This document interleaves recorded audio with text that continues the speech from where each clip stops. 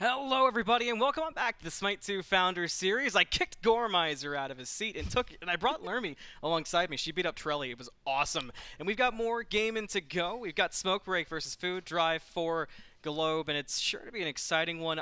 One I've been looking forward to a lot in the cross-regional play, especially because Food Drive for Globe to me has been one of the more interesting teams. And Smoke Break, I mean, coming into this one, there might have been certain expectations on their head, but ever since the addition of LAN and being able to bring that massive upset to Team Risk, it is not the same Team Smoke Break. Yeah, after yesterday's performance, I've been very, very excited for this matchup. I think it's been one of the ones that we've been looking forward to most overall in this group. I think it's really going to determine a lot of what we'll be seeing tomorrow, especially what kind of, last chance for survival in this tournament even that we'll see. I think in general, these two teams should be pretty evenly matched, but after yesterday's performance, it could go either way. Yeah, anything can happen, especially with this Food Drive for Globe team. But let's take a look at the schedule, see where we're at, how things have gone up to this point. It's been a crazy LAN so far, and you can see with standings in Group B, things are shaping up in such an Smoke Break threw such a wrench into things. I really did. I really can't get over it. Every time I look at it, I just expected so much going into this for Team Risk to really be standing at the top of the mountain and punching down. But to see Food Drive and Smoke Break sitting atop the #1 right now and kind of waiting to see who will break and fall lower in those standings is a really wild way to go. Yeah, someone is going to be tied up with Team Risk at the end of all this. And that matchup tomorrow is going to look real interesting.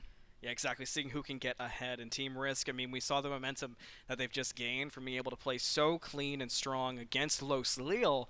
That you really need to pick up a lot from this. The mini meta of the LAN is starting to develop. Things are starting to appear better than we thought. One thing I've been thinking about is how much better Cupid looks now than we first began the LAN, and that applies to quite a few characters at this point.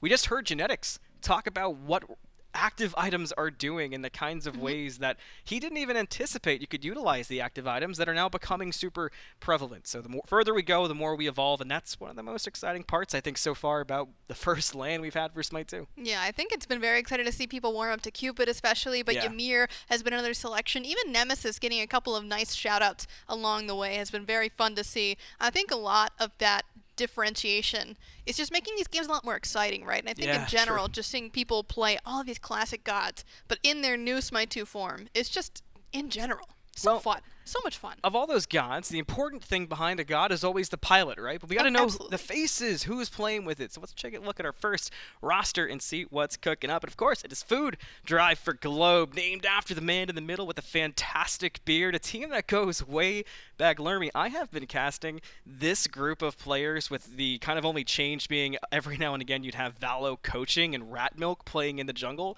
for years at this point. They were always one of my favorite teams to watch. They were Shabalba Storm for Worlds Qualifiers. I was rooting on him, became a millionaire in the Twitch chat with the viewer points. Still brag about that to this day. And to see them performing the way that they have has been so undeniably impressive up to this point. Just a big group of friends. And I think that's really important going into matches like this, is when you're doing it with your best buds. I mean, it's just so much more fun that way, right? And I think it does also help with that team synergy so much that these guys are friends on and off the court.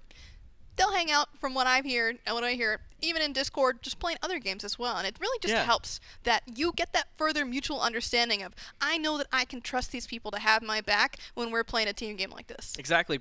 Whether it was bring your own teams in the amateur scene for Smite 1, like AGL or OSL, where they're drafting their own buddies, they have stuck together and kind of kept it around. But hey, hearing from them, that's pretty important as well. And we get to talk to Happen, so that's pretty exciting to hear what he has to say. So over to the interview to see what he's got. Climbing the heights here up to Food Drive for Globe and looking up at Happen here over in the duo lane. Happen, how you guys feeling heading into today? We're feeling pretty good. We're confident about our prep. They're a good team, but I'm confident in what we can do. You guys seem to have a pretty ridiculous duo lane. Like, can you tell me what gives you guys that kind of synergy, that kind of chemistry to be so dominant in that lane? I've just been playing with Tekvir for a while. He was actually a solo laner last year, so he's kind of showing like that it kind of was a fraud role, and he's kind of already dominating like in his first like season. So you don't ever want to see him play solo lane again? He can do what he wants, man. I don't control him. Yeah, you guys really do just support each other. I really like that. But Smoke Break yesterday, they beat Team Risk, and I don't think anyone really expected that. But you guys seem to be a real threat here. What do you think Smoke Break bring to the table that they might not have necessarily brought in the online portion of Founders Series that you guys are looking out for? I mean, it's just got to be Leon, right? I've been competing against him for a while, so it's always fun to get a chance to go up against him. He's always really fun to play against. All right, Happen. Well, good luck in your match today. Thank you. Back to you, Gore. Don't call me Gore, Jorby. Come on. It's no longer Jorvin time. It's Hayden time for me. You know what? I was going to say something cute. I was going to be like, wow, Happens. I didn't realize how tall he was. But you know what? Keep him humble. Keep Jorby's height humble, too. Hey, I didn't know how short Jorby was. Thank you. High five, Lermy. Thank you for that. I did love the mention of Tegvir and Solo because that was one thing that was sort of a staple when I would watch them as a team, including in draft leagues, as I mentioned, was that they would run Tegvir and Solo, and he was always really, really strong with it. Like I had mentioned, too, in jungle, it was Valo or Rat Milk a lot of the time. So interesting to see how that team has evolved and how it's really started to work and kind of cook for them. And the confidence being there, too. That's really exciting and refreshing. But the confidence for who they're going up against, and this is the team that was able to bring down Team Risk to start off the LAN. So let's see who's behind that roster of Smoke Break, and another impressive one. And one thing I know, Lermy, you love to talk about is sort of tenure and experience. This team's got loads. Absolutely. I think especially when it comes to that in-game communication, that leadership role. And, Benko, or Deathwalker, as many of you folks at home may know him, has been kind of the one to talk to us a little bit about that yesterday after their incredible win, right? He kind of said that everyone was very vocal. And I think having a team that gets really hyped up, that is just there to make everyone feel excited to play and get some of those big, booming, exciting ultimates all across the board. Just you love to have a team that's so positive and so just ready to go. One thing, too, we talked to Benko after the victory for Smoke Break. I asked, what was the comm situation like? Was Ellie on the IGL? Because it was one thing that we kept wondering if it was the case. And he kind of said it's a little bit of everybody, just calling what you need when you need it, and things were clear and concise. And, going back to old comms listen-ins that we would see in the olden days of SPL, it was usually the teams that almost seemingly had the chaotic comms, but just because people are talking and using their voices, things were going well. And for Smoke Break, clearly it worked out. Communication is just such a big thing in a game like Smite, especially when you're trying to keep track of those relic timers. You're looking for even the Sunders, I think especially. And now that you've got actives on the table as well, it starts to become this whole giant thing of just so many things going on. And trying to keep track of them is always a challenge, right? It seems to be one of those pieces of information that kind of separates a good team from a really great team, is how well are you keeping all of that under wraps. And certainly we've seen a lot of discussion when it comes to, how you keep those comms clear.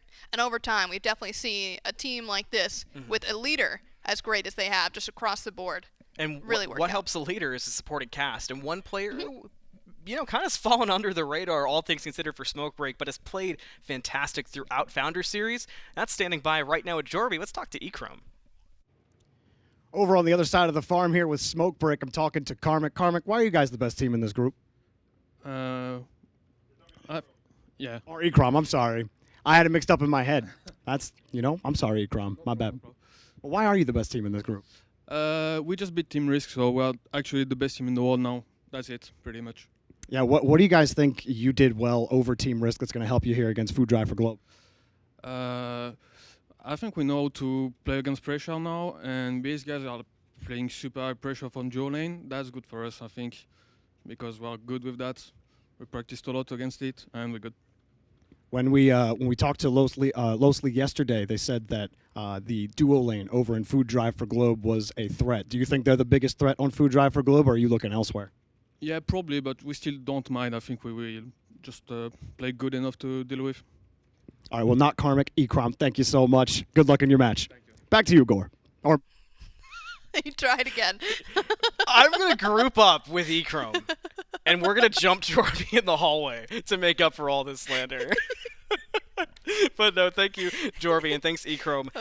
Some good insight there. I think the most interesting thing mentioned is that they are looking at that dual lane as a threat. And while I definitely agree, because Tegvir and Happen, they've been so consistent throughout Founder Series, I feel like it's a little bit dangerous to look past Karmic, of course, but especially Valo in the jungle. If Valo can lock down a pick that's more of a sort of hyper carry style. I think Yeah. of the Loki in particular, that if that happens, all of a sudden it pivots from being, oh man, that dual lane's frightening, to, hey, maybe check out the jungle pathing. Yeah, even a pick like a Fenrir could be kind of Yeah, exciting to see. And honestly, I'm still rooting for the Nemesis, but I think if those picks are available, she might be taking a back seat here just a little bit. I think in general, though, what you're saying is very true, right? We've seen a lot of recognition for the danger of the duo lane, but the rest of the cast can't be understated too. If one side falls, the other one's going to be right there to pick them back up. And I think that's the strength of both of these teams, but I think specifically Smoke Break has a lot of these advantages where if you're looking too much over at that dual lane, you're going to have Benko going absolutely crazy like he did yesterday on the Amaterasu. I mean, what a game from him on that pick. I'd be excited to see him take it again. I'm right there with you. And going to Smoke Break, too, I think one thing that's become very dynamic with the addition of LAN for this LAN is that support role. Because one thing about LAN that I feel like is pretty well known to this point, there is a big God Ocean there, even with the smaller... God Ocean. Yeah, exactly. Well, compared to Smite 1, sure, there's less picks, but we've seen some variation in supports. And usually I think of players like PBM who aren't afraid to get a little bit more kind of out there with their selections. But I think LAN can offer much of the same thing, and it gives a lot of flex potential. Earlier, we saw Fine OK on Borscht. We saw the combination of a Baron, a Sobek, a Poseidon, things like that, where it's okay. These could kind of go anywhere, and it commands the respect of the other team to pay attention and figure out, okay, we don't want to get outdrafted and lose out on a very important position, and maybe even get caught off guard going to lane to what we think is a Sobek, and all of a sudden it's, the Poseidon, like we saw from Fine. Okay, I think that's going to be very imperative for Smoke Break to take advantage of that situation. Yeah, I think in general, I'm really looking forward to what Leon actually goes for here, because I think that the Sobek seems like the most characteristic for him. We've been seeing a lot of that across the board throughout his season so far, but honestly, the emoji from yesterday was hoping you were real, gonna say real that. Yep. Spicy. I hope we get to see that again. Or maybe, Smoke Break drop the respect on that one, decide to ban that one away, or depending on, how these picks and bans end up going a little bit later into the set, maybe they decide to end up taking that one away as well. The Rivers Rebuke, I watched it back because I had to. You had to. It was What a such play. a perfect play from LAN. And to be able to make a play like that, and obviously a lot of these guys have LAN experience, but to make a play like that kind of coming in cold in terms of preparation, that spoke the most volumes for me. It was big time moment, big time play. Can you repeat that against Food Drive for Globe? Because one thing that I find could be interesting, Jorvi's mentioned this a few times as we've been talking throughout the day. Yep. Food Drive for Globe have a sneaky way of being one of the better farming teams in the Founder Series. Usually when you think of a team that farms, you look at EMEA. But if we're able to see Food Drive for Globe go crazy with that, Smoke Break, I wonder how they respond to kind of having their style potentially taken away, if maybe they get on the hyper-aggression arc, or kind of what that pivot could be. Yeah, I mean, we talked a little bit about what the jungler for Food Drive for Globe can do, right? We've been talking about these hyper carry picks are essentially what we want to be going for, right? But on the other side, Johnny is a Loki legend, right? Back in Smite 1, he was all over those hyper carry picks with the Al Kwong, with that classic selection for him. Not quite ready yet in Smite 2, you know what I'm saying, but something similar in the Loki, just to be a menace, a mechanical menace even, because he just really has that style where once he gets on you, especially with the +1 to Loki coming into Smite 2, with the Vanish resetting the cooldown over and over and over again on any of those kills that you're getting, I would be scared of giving that on over to Johnny. It's so crazy when you point it out like that too. The matchups across each lane are really interesting for this one, and for Karmic as well, going up against Benko, not going to be easy. But hey, let's stop kind of setting the stage. Let's dive into it. P's and B's, game number 1 between Smoke Break and Food Drive for Globe. And where do we go? What do we grab? What's the priority, Lerby? It's got to be the emoji, if you ask me. I think you got to either be banning it or picking it first. I think support is kind of the clear role for me where you want to be grabbing those first selections. Emoji is going to be the first ban. Look at you. What can I say? You nailed it. All I'm going to say is next ban, maybe is again towards that support position. I wouldn't be mad to see a Sobek ban, but we've also seen some things like Odin get Loki taken too. away. Loki is another really good one that we just discussed a little bit. I think there's a lot of good options for Smoke Break to go for, but really it's going to be about who they want to target away. If I had to take a gander, though, I think I'm still sticking with the Sobek. I think I'm with you. I suppose the only thing that would change that is if, depending on the kind of homework Smoke Break has done, do they want to keep Valo off of the Loki that's been the sneaky hyper carry? Because you can dive deep enough into the Food Drive consistency and find that Loki has been one of the keys. So if you pivot, you aim for that, you do risk the Sobek going first pick. You were on it with the Odin mention, but that leaves both the Loki we've discussed and the Sobek open for the first selection. They go with the Sobek. So Smoke Break, it's on them to react, and the support pool already getting drained a bit. Yeah, it kind of seems like the next pick here. I was going to say something, Smoke Break, but you had to pick Morgan. And honestly, go off. Go off with this Morgan. I love this selection. It's a little bit early, I feel like, to just be slap locking the Morgan in, but when you can get the Morgan and Fenrir together, 2 dogs are better than 1. And we'll be seeing that here for Smoke Break. Lots of bark, lots of bite, and it's got some more flex to it than I feel like most would give credit to, and I feel like that's been a really important aspect of the drafting so far is where you're putting those flex picks. That did open up, though, the Loki to go to Valo. As we've mentioned, a strong pick for Valo, something Food Drive have leaned on in big-time games when they really needed an impact selection. Oh, baby. We're so back. Sunbeam Bow. Here we come. We've got the Ama, I would imagine, over in Scylla. I can't see a universe where this goes anywhere else. And Jingwei, I feel like, is just kind of what you'd expect, right? Across the board. If it's not Karnos, it's got to be Jingwei. Sometimes a little Cupid in there, but I think that this is a very, very respectable draft thus far. Poseidon, also no surprise. And if we're about to lock it down, I'd imagine it's a Soul Laner, but we could also see a Baron come through, throw that Sobek over to the Soul Lane. But it's actually going to be Chuck. I like this because I was kind of worried it would be a Sobek because Banco, that Sunbeam Bow build, the reason it was created was the answer Sobek, and it worked so well against Variety that basically TKO'd Sobek from relevancy. But let's drop all that because somebody we have not seen a whole lot of so far this week has been the Bacchus, but Smoke Break, they lock it in. It's an interesting selection. I kind of like what they're cooking up here because it's got the knock-up immunity, right? And I think that does have a lot of potential against just being able to slow down this Sobek in lane. It's a little bit scary, I think, overall in terms of that pressure, but I just can't wait to see something new. I can't wait either. This matchup's been hyped up, but let's see if it lives up to that hype and send it over to the casters. The final match of the day, Jorvian Inbound going to be taking you through the action. Food Drive for Globe versus Smoke Break. This one for the top of the group Inbound. Do not fear the rain, fear me. Chalk popped up on my screen. He doesn't have any items. It was kind of like you're a little distracted. It just happened. I am a little distracted, but we do have something interesting. We do have a Bacchus coming out, which we have not seen. And honestly, it's fitting it comes from Elion pulling out the Bacchus. He is a big enjoyer of playing these more aggressive style supports. He is a Sobek player. He is a Bacchus player. He does play a little bit of Emoja, but he kind of plays the more aggressive type of Emoja. I'm glad to see Bacchus because I do think he's a little underrated. My only issue is playing into like a Poseidon. If you get Whirlpool, you're going to get that Kraken nearly guaranteed a lot of the time. It's very hard to jump away from a Loki. So there's a lot of iffy matchups there, but I'm trusting Elion. I think after what I saw yesterday, I'm not worried about what he's going to play. I mean, talk to me about this Morrigan pick. We've been seeing the Morrigan pop up a little bit more often here in the mid lane, and it feels like it's very player dependent. You got to really have the Morrigan in your pool, but what does the Morrigan really bring to this roster, and how does that actually help this team? I mean, when you see the Morrigan, you see one thing specifically, and it's you have 2 relics to play with whenever you transform. You can use your own beads, transform into, say, Fenrir, and then use Fenrir and his Sunder, and then your beads are still available as the Morrigan. It's a unique aspect that's changed from Smite 1, but it is very cool, the interactions you'll see. And it just allows you to play the all-in style Morrigan, transform into Chalk, and then have also Chalk safety, Chalk's damage. To play around that, I think she is slightly dependent on comps played. Maybe a little bit of an early grouping, looking for something on E-Chrome. Yeah, he's in a little bit of trouble. Has to pop the Aegis now and actually avoids all of the bleed from the Loki daggers, so will avoid the death early on. Benko sitting in the grass. Will trade a little bit. This fight will take a little bit longer than the last one, but a little assist as well. Benko will have to pull off. And Happen looking for this invade on the purple buff. Sobek is a very strong god on these invades because, one, it's just very hard to commit to him. He's very tanky with his passive.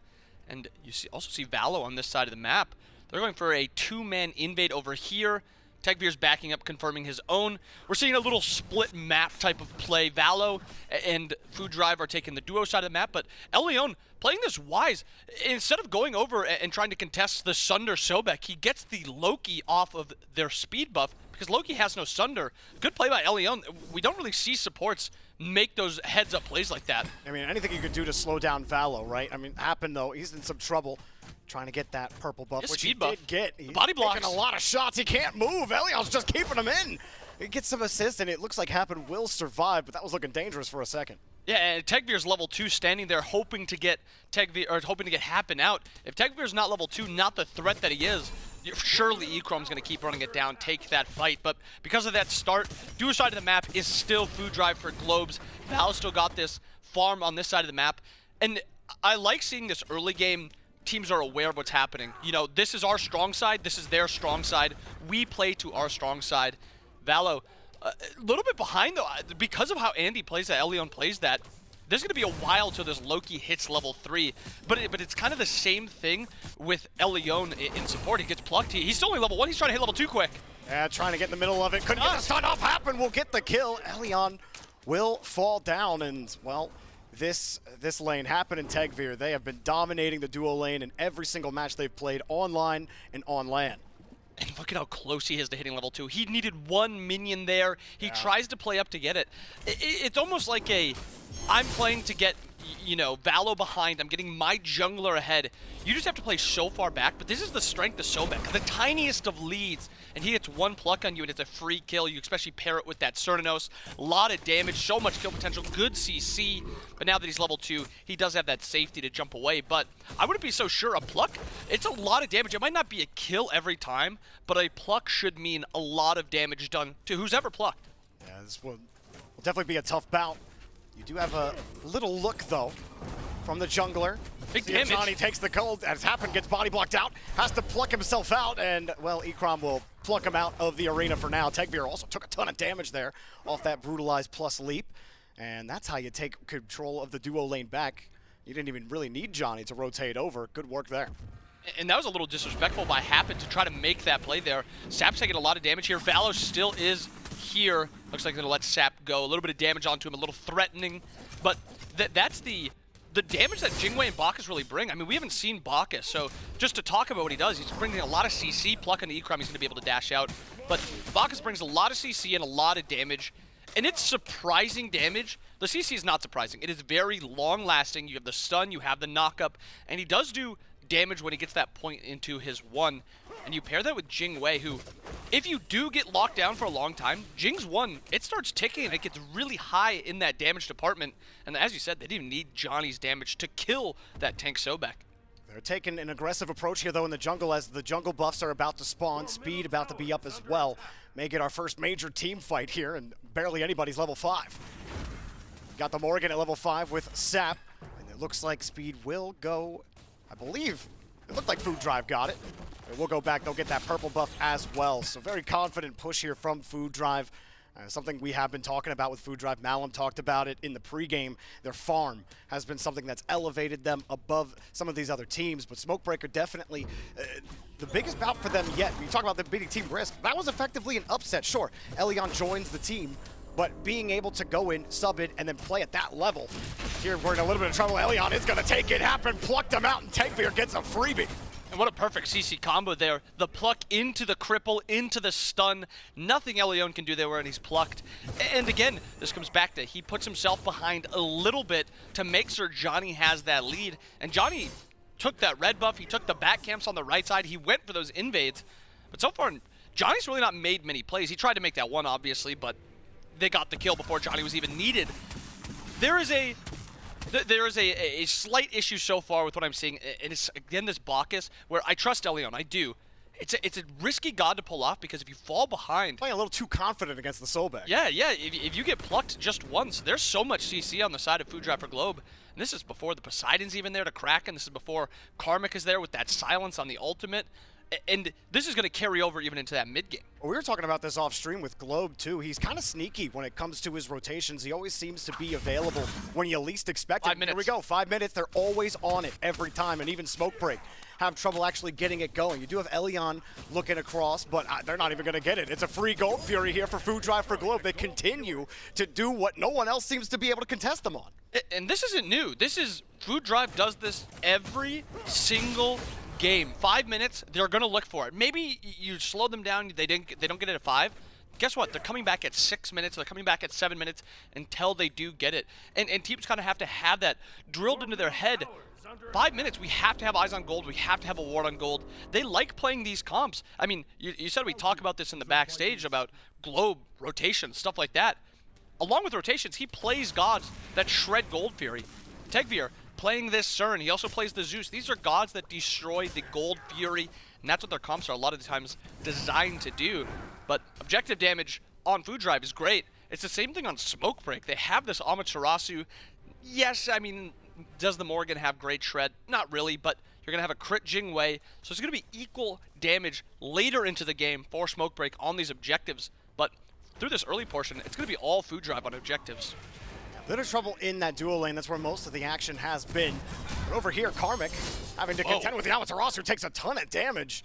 And how about that? Benko forces it out. You'll get the blue buff for your efforts. So there's something is going right here for Smoke Break on the solo side. And this just goes back to that early game portion. Solo side of the map is all Smoke Break. Duo side is all Food Drive for Globe. And for depending on whichever team you root for, Pluck on Leon, a lot of CC, and again, he's going to be locked down, Jorby. He's going to be killed. You cannot be getting plucked, otherwise you're going to die. Why is he even down that far? I mean, never mind. They're just in his jungle the entire time, but still, I think Elion, as soon as he sees it, you just got to abandon it. That's, what, the third time that he's gotten plucked out and dead?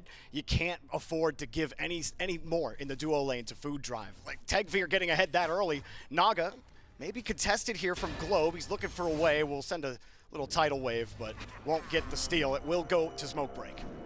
And that's a good little trade back by Smoke Break. Yes, they lose their speed buff, they lose their purple buff again, but they at least get this Naga. They get more global gold for their team. And we're seeing, again, back to the earlier point, is solo side of the map is Smoke Breaks. Duo side of the map is Food Drive for Globes. I think you have to be a little bit more aggressive towards the side of the map with Karmic and with Benko on it. I mean, you see this chalk build. This is all damage so far. He's got about 10 protections on that ring. Soul Gem is all damage. Bluestone is all damage. And you have the CC. Johnny's playing Fenrir. I mean, you play Fenrir, you want to get active, and Johnny really hasn't done too much so far. Yeah, we haven't really said his name at all outside that one attempt where he wasn't needed in the duo lane. And Johnny right now rotating around. We'll see if he gets the gank, but Karmic seems to be aware of what's up and pulls off underneath that tower safety. So everyone's just kind of poised right now. And Smoke Break looks like be a little bit smarter and playing a little bit smarter. A lot more ward coverage set up here. Look at the duo lane lit up. Yeah, I like the wards, and so far I liked how Food Drive for Globe has set up this early game. They get their CERN so back ahead. This is a pretty self-sufficient 2v2 now. Valor doesn't even need to rotate here, and there's a lot of threat on the Ekrom. It's not kill potential, but Ekrom can't walk up, can't farm this wave, and now Valor's allowed to just play through the map wherever he wants. Globe is Globe. I don't think we need to talk about Globe. He's going to make rotations. He's going to farm very efficiently. I like talking about Valo when we look at Food Drive for Globe, and he got his dual lane's off to an early lead. Now this is where Valo can just do whatever he needs to do. He can look to hyper farm, he can look to gank. Loki's a scaling jungler, especially when you compare it to Johnny on this Fenrir. Johnny's mostly a gank style character. He's even building into that Jotuns, wanting to fight a lot, and you point out Valo's got Trant. He just wants to scale, and he's doing that perfectly. Yeah, I mean, we haven't really seen him make those rotations, but he's stacking that Transcendence. Once that's online, you get that second item going, then he's going to be a real problem real quick as we approach that 10-minute mark. And the other thing too, the Cernanos starting out on the Sunbeam Bow, still a more popular item, and Sept just couldn't find it. Globe will survive by the skin of his trident, I suppose. And if that stun hits, maybe we're talking about a different story where he actually gets that solo there. But I mean, you wanted to talk about the Morgan earlier about, what are her strengths? That right there, her 1v1 potential is insane. Double dog. You're going to be getting dove by Johnny, and Johnny's itemizing into this more tanky style Fenrir, a little bit more utility in the kit. Not as one shot, but he'll still do a lot of damage. He'll still threaten you. It's just not Loki damage where he's going to be one-shotting you. And as you pointed out in dual lane, the build difference, Sunbeam Bow on Tegvir, this is CERN's best item by far. I think it is so strong. The spike is very strong. Devs on the Jingwei, not stacked yet, so not nearly as strong. But Benko has rotated over on the right side of the map. Johnny staying over there with Karmic. Fight over at the purple buff happen. Moving forward, actually everyone's zoning out as soon as they saw Valo, and they will pull out. You do have Sept coming into the fight as well. They did have it warded earlier, but those wards dropped, so they don't necessarily know. Now they do have vision. but they're just trying to get those camps and get out. So again, Food Drive for Globe, they kind of wax and wean their way out of that fight. Karmic has to contend with Ragnarok, has the Storm Call, blinks out of it to make sure he doesn't get that fight damage. Meanwhile, Globe is in trouble, and he can't escape it. Benko will take him down. We saw Globe kind of getting harassed a little bit in that mid lane, and they finally get a kill on him. And that's a win in every part of the map for Smokebreak. You have Johnny making Karmic use that blink, use that ultimate. On the left side, you're getting that purple buff invaded, putting a little bit of pressure on the Tegveer to slow him down so Ekrom can catch up. And then you get that kill in mid. Beautiful plays by Smokebreak, and Sept looking for a play on Tegveer. Sept, if he could get Tegveer here, that would be huge for Ekrom to help get him farmed up. Got a lot of damage. There you go. Got it on the dot, and Tegveer goes down. And that's the second time that Sept has used this exact same combo. Poke you down to about half health. And Fenrir, I mean, 1 damage item, but that's enough to threaten off of the damage that the Morrigan does in her base kit. It's a really good play there by Sept, and I like that he's playing aggressive. This 2-level lead, he's doing exactly what you need to be done with the Morrigan. Sobek walking up here, a little bit of poke onto him, but this is the Gold Fury pulled by Smokebreak. It happens just trying to delay to give them a chance to contest. They do have someone, but Globe is actually not even rotating over. Happens still sticking around. He does have a little support coming on the back end. They're still delaying this Gold Fury. Globe is just pushing it. So Happen dies. Globe doesn't rotate. Valo decides, no, I'm going back to the duo lane, and they concede the Gold Fury. And a bit of an awkward play there, I think, by Food Drive. It was like a half commit call to defend. Vala was walking up, Happen was walking up, but it was almost like Globe was saying, no, don't defend that, I'm not coming. Yeah. He was pushing waves in, and then he goes into the right side jungle, just trying to get as much farm as possible. They do just drop that Naga. Sept may be looking for something, just getting the backstop. Never mind, he's not making a play in a 1v2. Maybe a little over-aggressive for Sept, but Too still. close for that. With what he's been playing so far, I mean, at this point in the game, the Morrigan's not one-shotting you in her base kit. She needs that transform. It's still not available. It's actually coming up very soon, but that's the point when you pay attention to the Morrigan when the ultimate is up. There's characters reliant on their ult. Morrigan's probably the most reliant character on her ult in the earlier portions of the game. But, I mean, through this game so far, very back and forth, a lot of wins for both teams, but this has been a pretty big grudge match so far. Yeah, it kind of flipped, right? Food Drive got that first Gold Fury, Smokebreak take the Naga. Flipped around this time. Smokebreak get the Gold Fury, Food Drive take the Naga. And duo lane is kind of stagnated. You notice Elion is not putting himself in bad positions anymore. He hasn't died since that last time we mentioned it. Like, what, it almost feels like 7 minutes ago. Tegveer's no beats. Here we go. He got Ragnarok up, and now might be in some trouble. Baka's here to get those stuns out, but he turns it around on him. Sunbeam active, and does he get out? Oh, he just gets away from it, but Tegveer also survives. Valo does not want Johnny to live. He's trying to find an assassination, but he'll live to fight another day. Valo forced to retreat. And maybe just a little over-aggressive there by Valo. I mean, you take your wins where you get them. There's no follow-up there from Tegveer, but, I mean, who else? Frustrated, though. A little frustrated letting him get out there, but, I mean, this is exactly what Food Drive Globe does. Globe's pulling this. Is there anyone even aware of what's happening? There's nobody here. They use this Naga. There's enough damage from Globe here just to...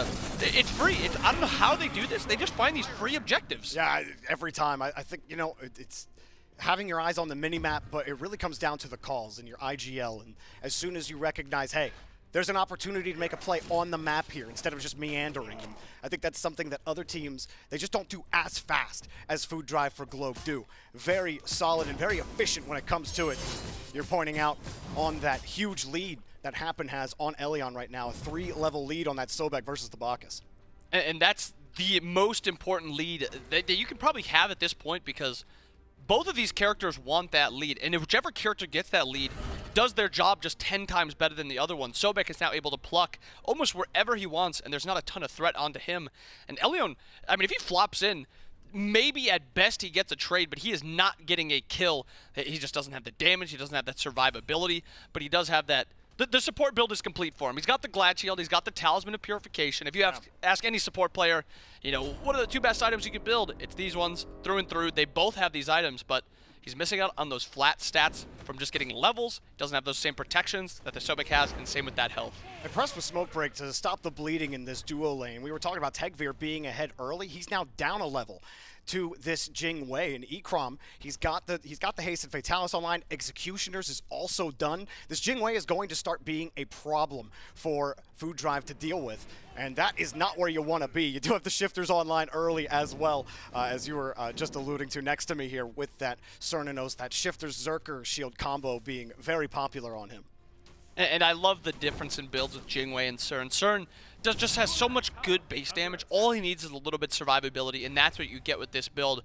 And Jingwei on the opposite side is the hyper carry god. Crit, Fatalis, Devs, wants to run you down. Tegvir looking for a rotation, though, onto Benko. Could work out, but you get hit by the third part of the ult, you get stunned out, and you won't get the kill. Happen also lurking around here.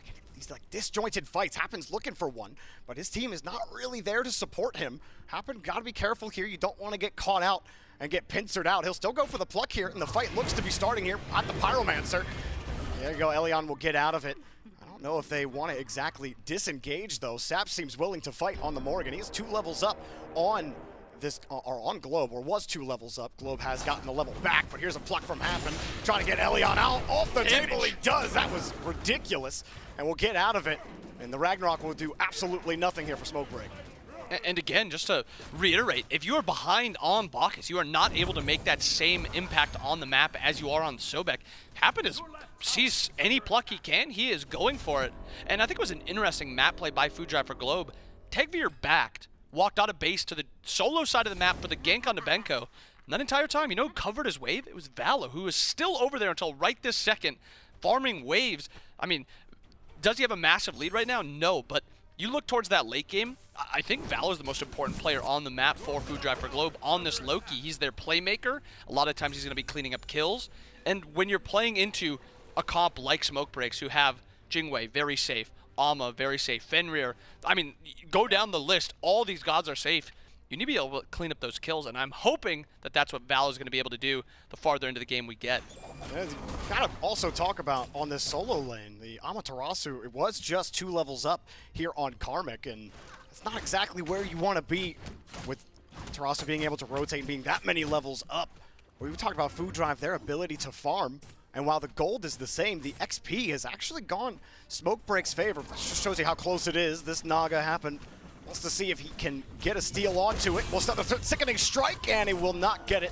Happen will still sit around, taking a ton of damage. That Executioner's is ripping those protections. Happen gets caught lurking in the swamps, but you better get out onto the shore. Ekrom in a little trouble. Pops the Aegis early, and he negated that assassinate. Doesn't matter. Valo will get the kill. Ragnarok trying to pull it back. Do they get Valo in response? Well, the Stormcall forces him to leap out, but there's Sept to pick up the kill on Valo. Not quite over either. Karmic underneath, brutalized to take him. Double dog to grab the Ragnarok and get him out of there, but now all of a sudden, you're in a little bit of trouble, and you can't get up. Benko gets deleted by the Kraken. Massive team fight there just for a 2v2, or 2 for 2. No real big winner there, but we do have that gold fear still up, and a jump in by Johnny here. A lot of damage down on the Tegvir, but he's going to be living through it. Oh my goodness, dashed and had to eat that brutalize, still turned it on him, and can you believe Johnny's the one who dies there? Karmic picks up Sept as well, and Foodrive turned coal into gold. And Globe gets that laugh out at the last second, trying to tell Sept who's boss. He's behind 2 levels. He's now even after that kill. Massive, massive team fight win there by Foodrive for Globe.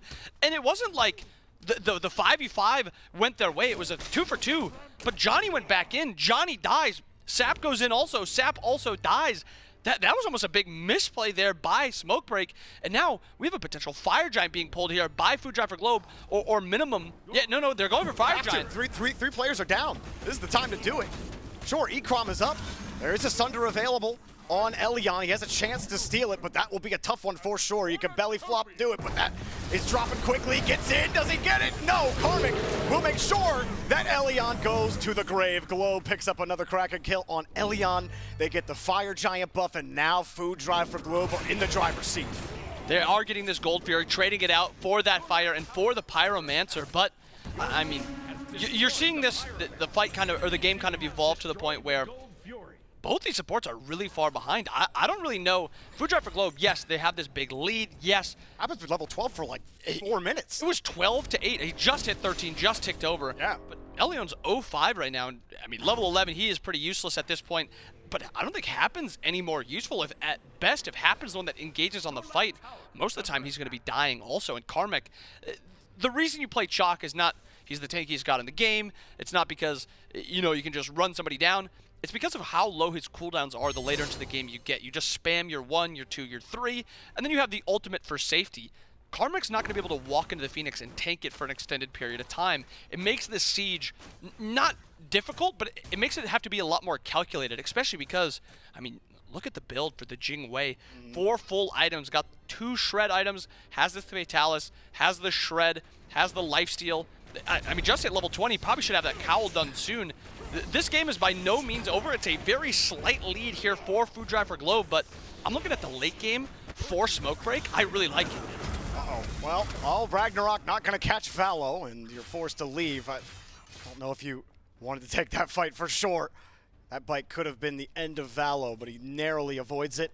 And the push for the tier 2 here in the mid lane. Elion the only one here. You do have a split push by Benko there on the tier 2 in the solo lane. And everybody here in mid forced to pull off. Happen took a ton of damage and just can't tank anything. And that's the issue with your support being your only true tank, and he's so far behind right now, he can't just walk in and tank a ton of it. I mean, you saw how fast Echrome and that tower shredded him. It's like 3 hits. And he was just gone, half health, and he doesn't have that capability to just stay in there even longer. Does opt for this Pridwin, so it's a shield you kind of have to keep your eye out for, but even the farther into this game we get, Happen needs to get more farm under his belt, because level 20 on the chalk, still not going to be that tanky. Will do a lot of damage. Val actually caught it here. No ultimate available. They got the pick onto him. Good play by Ecrom and Sept. Sept does use that ultimate, but I mean, you're trading for this tier 2 and left, but that's good for Smoke Break. I mean, I still think Food Drive will take this, though. They've been sitting on this Fire Giant buff for a little bit now and still hadn't gotten the value out of it. So, sure, you lose Valo, he loses the Fire Giant buff, but at least you get some sort of value out of this Fire Giant. And coming around, Johnny avoids the Kraken, and here comes Ecrom. Ecrom confident. He's strong. Fully kitted. Well, not fully kitted, almost fully kitted, fully leveled, if you will. And Johnny just going to leap behind as well. Yeah, this might be a pincer movement. Catch them out. Globe is in a lot of trouble. Sept takes it out, and oh my goodness, Elion will get credit for the kill. Globe gets absolutely smashed, and they want to keep forcing it, but they're losing health bars. Ecrom takes down Happen. This is looking huge for Smoke Break. Elion takes down Tankveer. The double kill. Karmic got Sept for the little bit of, what do you call it? Consolation prize, I suppose? Well, maybe a little bit more than that. Elion falls as well. 2 for 3, though, for Smoke Break. A nice little cleanup by Karmic, and you see when Karmic's in these fights, he's going to be strong, but that was just a good play by Sept, a nice little wrap. He didn't even have ultimate available there. He just knows he needs to start that fight and commit to Globe. They kill Globe very early, does not able to get really any damage off in that fight, and then, I mean, you don't get onto Echrome at this point in the game, Echrome will carry the fights. We just saw it there. He will run you down. Eyes on Echrome, and especially because he's hyper carry mode at this point. Tankveer, we saw, lived very long, got a lot of damage off, but he's not going to be running you down. He doesn't have that Fatalis. He's got a lot of damage when you're diving him, but Echrome can dive you with the build. I feel like Tankveer just needs a little bit more support. I mean, we talked about how that hasn't really been something that Food Drive really have because of where Happen is. He's now 2 levels down to Elion. Keep in mind, Elion was 3 levels down. Wait, no, no way that's right. Yeah, 16-14. It was, what, 12-8? No, almost 12-8. It was 11-8 in favor of Happen. And it's completely flipped. Smoke Break are really trying to turn this around. They're up in gold now. Gold Fury starting for Food Drive, but it looks like Smoke Break can't contest it. Elion thinking about it, and Food Drive don't want to risk it. And to point out that support level 15 is the biggest spike on support because you get to finish your starter item, and you see Elion has his starter item finished. Still stuck on that selflessness for Happen, so that is a big difference in just the passive that you get from that item. And stats also. So that's massive, massive difference there. They're both just 3 items deep, but you compare it to who can live a little bit longer. See the heroism, you have the better stats. Look on the opposite side, it's just 10, 10, and 60 for selflessness. You compare how both of these supports are going to dive, how they're both going to be able to tank stuff. Elion's got way more. Oh, coming from behind. Double beats. With the Ragnarok, he gets pushed out of it. Johnny couldn't get there. Kraken helps him out. Happen to take 2 down. Sept will kick 1 out, and it's back and forth. Sept gets another one for a double kill. Trying to push him out of it. Sept has turned into Jock, trying to get a little bit of tech in there. And oh, this is not looking good, but Valo turns it around. Ecrom down. Sept takes another triple kill. Does he get another? Sept keeps on going. Quadra kill. Happen will take down Sept before any more damage can be done. Shutting it down. Going hard on it. Johnny takes down Happen for the deicide. Massive, massive win there. Sept, Johnny, Ecrom all pop off. Valo's almost there to stop that deicide from happening.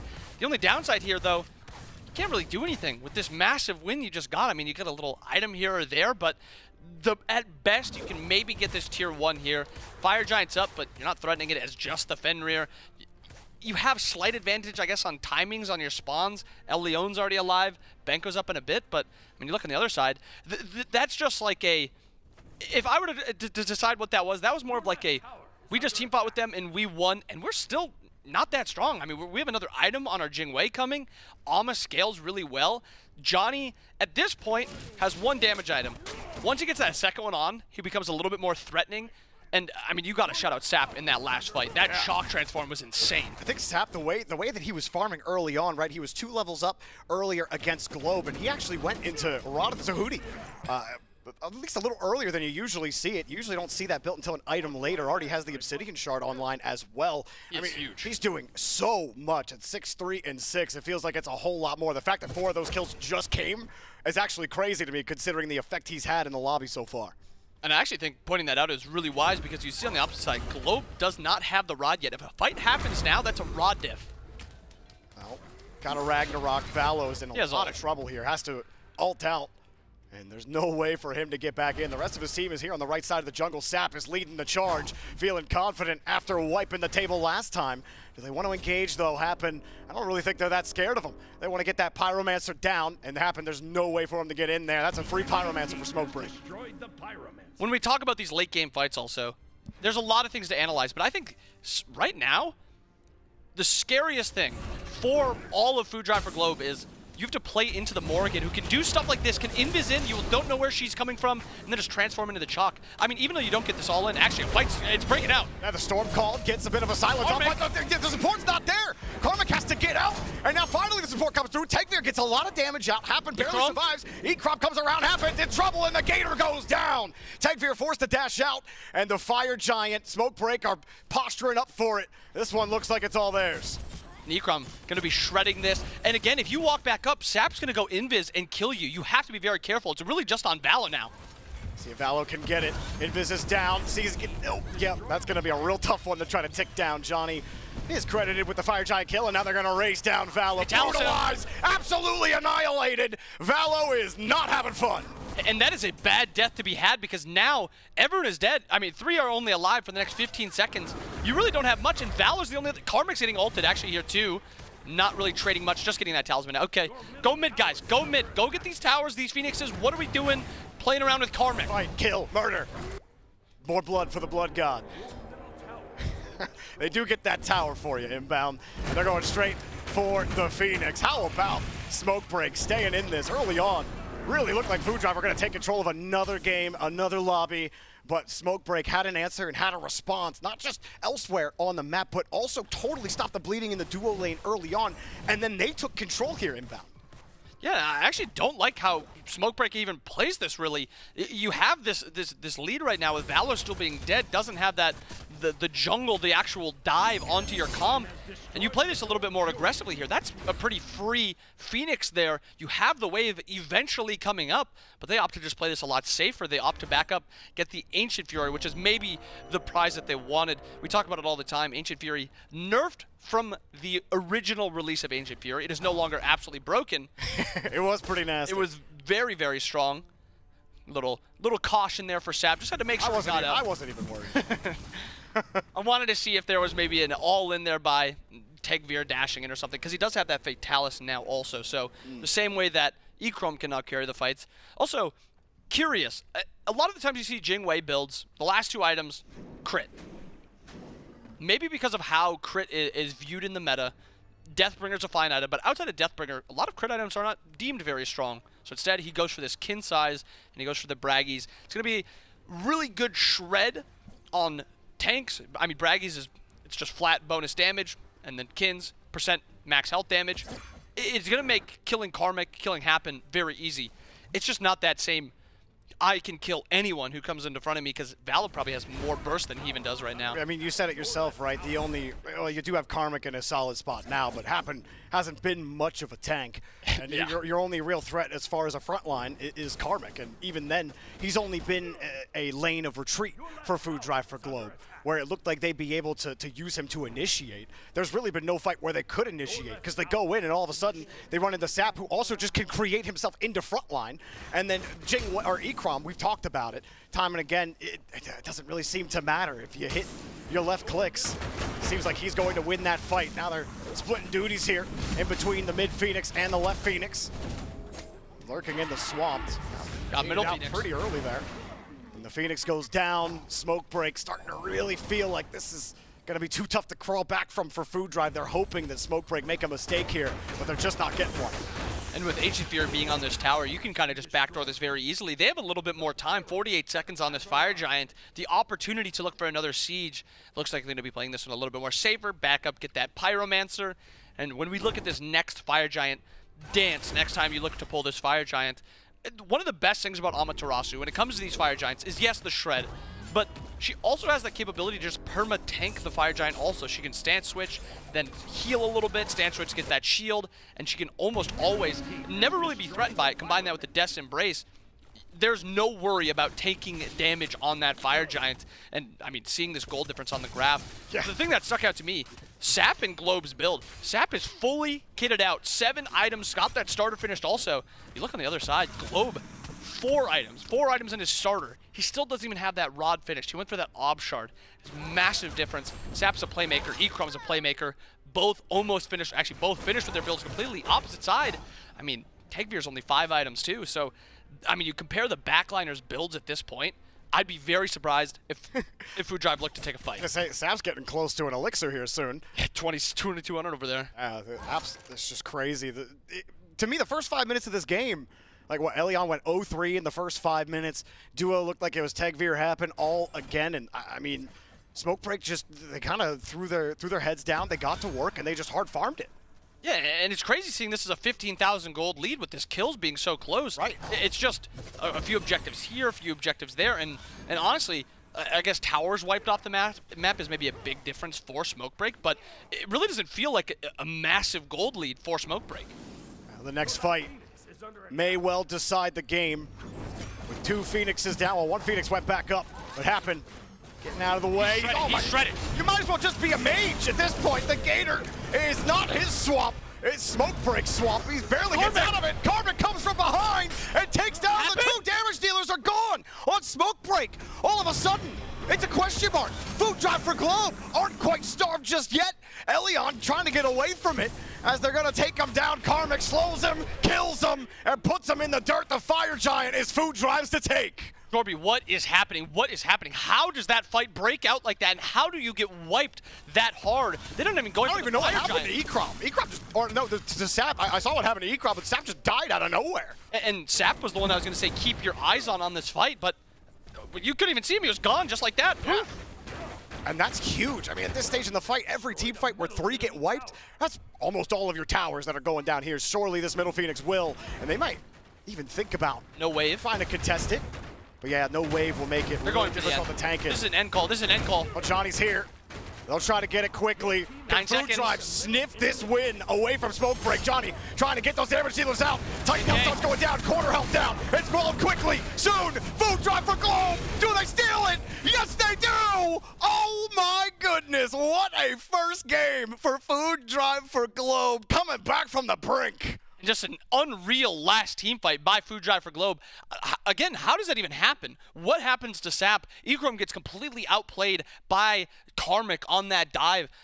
Really, really nice team fight there by Food Drive for Globe. And honestly, that's like the last fight that they needed. They were so far behind. That's not the fight I expected them to take at all. I expect them to maybe even give up that Fire Giant and look for a defense under their tower. But they said, you know, they're overcommitting for Happen. How does Happen even live in that fight? He was getting blown up. I thought for sure he was dead. Yeah, he was getting blown up, and then he just walks away. And then I kept saying, like, you know, they kept wanting to initiate with Karmic. He wasn't able to use a storm call to initiate, only to retreat. And then, of course, he finally initiates, and the 2 damage dealers go down, and the game is all of a sudden over 35 minutes in. I mean, come on. I mean, today's games have been absolutely insane inbound. And look, I know you got lots to say. So but much. You need to stay quiet, okay? After the break, you can say a lot more. We'll get back with game 2. Maybe we got another 3-game set on our hands. Find out after the break.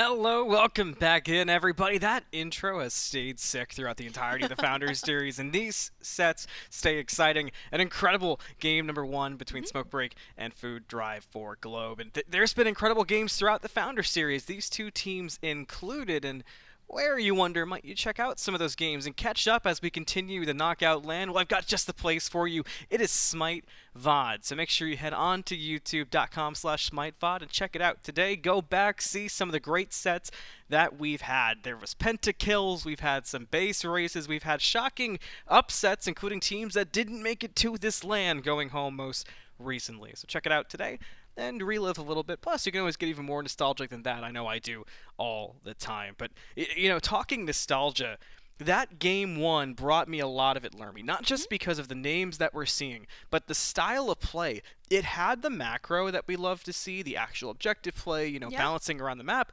But it had some bloodshed. Jorby said blood for the blood god. It really was there. There was so much fighting to it, but it felt like the fighting had purpose, and I think that's probably the most interesting part of it. Exactly. It really felt like both teams were getting these chances to catch each other off guard, right? And that's kind of, it makes for exciting fights, right? Because how players react to those engagements is really what makes or breaks them in the long run. And we did see a lot of both of that, right? Food Drive for Globe had that final moment in the game where they said, we could go for fire, but man, let's hit the end. And you know what's big about that too, Lerby? The thing that popped in my brain instantly when I saw it. I have said so many times since I've been on Founder Series, it's so important for these teams that had a lot to prove to take moments like that and go. To take an advantage and push the advantage, not be afraid to make plays happen. If I go back to Shabalba Storm trying to make Worlds qualifiers for year 10, I don't know if Food Drive for Globe, which again, this is the majority of that roster, I don't know if they make that same call. I part of me wonders, do they go to Fire Giant, burn some time through, and try to take the smart passive route? Today, they had the confidence to say that was a great fight for us. Let's push the end here. Let's take the risk and take the fight. And Jorby and Inbound, you could see that they kind of had the belief in it too. But the fact that Food Drive for Globe had that belief in themselves to make that play, I think that's a really striking thing, that maybe it's a small thing, but the closer we get to Vegas, as these teams are trying to make it there, that's the kind of thing we have to take note of. Absolutely. I mean, just the recognition in general that that's even a possibility, right? Because you can play it safe. Get the Phoenix and go. Get the Fire Giant. But what really matters at the end of the day is whose Titan falls. And if you have the opportunity to go for it, I mean, these Titans, they're a little bit of a pushover, if we're being honest with each other here. You know, we had that understanding. Yeah. And I think especially considering just how passive Smokebreak were being in their own Titan room, you know, they tried to get in there a little bit, but just not the kind of defense that they were really expecting. It seemed like they were a little off guard as well, that they went so crazy ham on that last play. And going and looking at actual picks, I mean, the quadra kill was crazy, but the transformation quadra kill wise, that was really, I noticed that caught you off guard too. You were like, that was a great call for Sept to actually play that way when we were watching it. And between the Morgan and the Bacchus, Smokebreak had a lot of interesting paths throughout that game that I feel like there's a lot of good they can look at, but there's a lot of stuff they can easily look at it and be like, you know, we tried the Bacchus, maybe we just leave it in game 1. And listen, I think the Bacchus came around eventually. Yeah, right, but the real superstar, other than the Morgan, of course, was the chalk for me. Karmic on this pick absolutely went crazy. I mean, if y'all looked at those damage charts, 36,000 damage for the chalk. Definitely underrated, I feel like, is this character just across the board. And like was talked about on the cast, once you get to that late game teamfight when you can just spam your ability, especially Torrent, which gives you, by the way, a lot of protections if you're hitting a lot of characters at the same time, just makes you so tanky. And honestly, really impressive play just in general from Karmic to be able to get in that fight, use the ultimate multiple times, and really just change the state of these games. And you mentioned the Torrent as well, and I kept noticing that Karmic was grabbing a lot. He was constantly grabbing red when available, but grabbing blue. And one thing I feel like that's not talked about, and a lot of people don't notice about Smite 2, is those buffs have a lot of different effects. Blue buff has a lot of cool facts to it. You can get some protections online, and with red, you're getting a lot of sustain from it as well, not just having to use your kit if you're chalk. So Karmic taking advantage of that stuff, again, it's these little things that push a long way. And Food Drive for Globe in this matchup, they needed those little things. They made them count in the big moments, and that's that equals, Bobby math, that equals a big win. Yeah, I guess you could say so. I mean, red buff is kind of an interesting one, right? Because it's a little bit more considered a tank buff now, because it is this bonus max health damage that you're getting every time you hit someone with an ability. So because you are a character with such low cooldowns like Chalk, who has a 6-second cooldown base, by the way, if he can do that so many times, continuously get these procs off of this red buff, being able to do that on Chalk is what's leading to this damage being so very high. So, red buff in Smite 1, definitely a carry buff, definitely through and through going to be that way, but not quite the same. Not quite the same. Will the picks be the same? Will the picks be different? Does the Bacchus stay in game 1? Where's the Chalk going? Baron, the first ban out. The sides have swapped. So Smoke Break on the order side. Food Drive for Globe will take that Chaos side, and they're going to handle the Morgan. So not letting Sap 7 run that back, but Lermy, that leaves a lot open. Sure does. I'm thinking Yemoja is still priority here. I wouldn't be surprised to see the Sobek, but yeah, Yemoja just seems like the right pick off the bat. The question, though, for Food Drive for Globe is, will they go for the Sobek? I think Sobek is an interesting question here, because you could arguably see Smoke Break go for the double down on the Guardians if you really want to. Kurnos, of course, is a very solid pick, but not surprised to be seeing this Sobek here for Food Drive for Globe. I am with you for sure. Sobek he's been in such an interesting spot both yesterday, but especially today, where I still don't know fully where I stand, because there's been some moments where I'm like, man, I wish something else was there, but overall, such a strong pick. Loki, speaking of things that have been fascinating today, I like taking it away from Valo, and I like the consistency that Loki has brought, because even in games where we're seeing teams fall behind, I think of Los Leal earlier on today, Loki is still able to find some picks and make some stuff happen, and Smoke Break really need that. Yeah, I'm loving the picks though here. We did talk about the Chalk and how crazy Chalk can go, and since there's no Morgan, you won't be seeing 2 Chalks on the board, but oh baby, we got a Nemesis. You got it. Definitely one of the better selections to be going for here. A little surprised they didn't go for the Fenrir, but it does help quite a lot to help break down that very tanky and, arguably a little bit immobile Chalk and Yemoja. I think across the board going to be very helpful, but this is where things get spicy, ladies and gentlemen. We've got a Ra. You've got a Ra, you've got some of the more exciting objectives secure. I know Poseidon brings it as well, but Searing Pain, always interesting. And now a Hades Hover to potentially round things out for Food Drive for Globe, which kind of puts a big wrench in things. I guess that puts the Hades to solo. Karmic has run it in Founder Series up to this point, so. I don't know how I feel about it in general. I think we've seen a lot of very interesting things from Hades. He can do a lot of different things that, other characters can't when it comes to that lane pressure. And of course, he just is miles of improvement in terms of his +1s from Smite 1 to Smite 2. But is he better than Chalk? Yeah, that's the question. I'd have to say no. And how does it get through the laning phase? Because the one thing we've seen a lot with Hades is Loki being able to really give him a tough time in lane. Yeah, for sure. I think the gank onto Hades is really not that difficult. I think Hades does have that really fun combo of the dash into the dash again through the ultimate if he has that available. If he goes a blink, that's also another option as well. Hades, though, does have a really good matchup into characters like Ra, although if Yemoja's there to bail him out, not so good. Yeah, not so good. It's going to be a tight one. You've got to make sure your plays are perfect. And for Smoke Break, you still have that momentum. You're still riding that wave from yesterday against Team Risk.